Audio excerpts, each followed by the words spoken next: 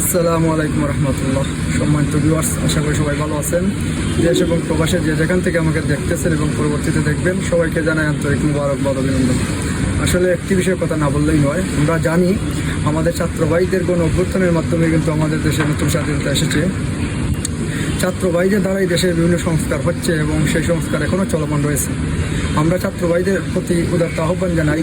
আমরা দেখতে পাইতেছি যে বিভিন্ন স্কুল, কলেজ, মাদ্রাসায় জোরপূর্বকভাবে বিভিন্ন টিচারদেরকে হেনস্থা করে তাদেরকে বহিষ্কার করা হচ্ছে। আসলে এটা একটি অমানবিক কাজ। কেননা শিক্ষা হচ্ছেন আমাদের শিক্ষাগুরু, তারা আমাদের সম্মানের পাত্র। আমরা তাদেরকে যদি বহিষ্কার করতেই হয় তাহলে লিগ্যাল ওয়েতে করব। আমরা অনেক জায়গায় দেখতেছি জবরদস্তি করে শিক্ষক শিক্ষিকাকে হেনস্থা করে ছাত্ররা আন্দোলন করতেছে। হ্যাঁ, আন্দোলন প্রতিবাদ জিনিসটা ভালো, কিন্তু সেটা হতে হবে লিগ্যাল ওয়েতে।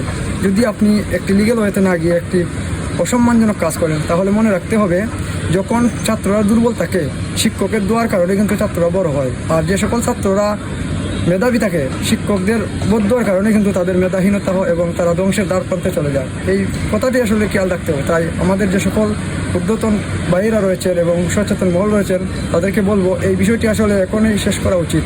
কারণ এইভাবে যদি চলতে থাকে তাহলে আমাদের আগামী প্রজন্ম খুব একটা ক্ষতির সম্মুখীন হবে। এমন একটি সময় আসবে যে সব জায়গায় প্রতিবাদ হবে, কিন্তু প্রতিবাদের সাথে মানুষের সম্মান, ইজ্জত সেগুলো নিঃস্বাত করে দেওয়া হবে এবং তাদের সম্মান হানি করা হবে। এই সম্মান হানি থেকে আমাদের শিক্ষক মহোদয়কে বাঁচানো এবং তাদেরকে রক্ষা করা আমাদেরই দায়িত্ব। কারণ আমরাই দেশটাকে নতুন করে গড়তে চাই, আমরাই দেশের প্রতিনিধি হব আগামীতে। তাই আমরা যেন সম্মানের সাথে মানুষকে সম্মান করি এবং মানুষের সাথে কথা বলি। বিশেষ করে আমাদের শিক্ষক মণ্ডলী যারাই রয়েছেন, মনে রাখতে হবে আপনাকে একটি অক্ষর যে শিখিয়েছেন তিনি আপনার শিক্ষক, তাকেই আপনাকে সম্মান করতে হবে। তাই তার প্রতি যথাসম্মান রেখে কথা বলতে হবে। আন্দোলন করবেন, প্রতিবাদ করবেন, তার মানে এই নয় যে তার সাথে বিয়াদবি করে তাকে বহিষ্কার করার জন্য আপনার আন্দোলনে মাঠে নামবেন। তাই সকালের প্রতি আমার উদারত আহ্বান থাকবে এই বিষয়টি একটু নজরে নেওয়ার জন্য এবং এর জন্য সুষ্ঠু পরিবেশ তৈরি করার জন্য।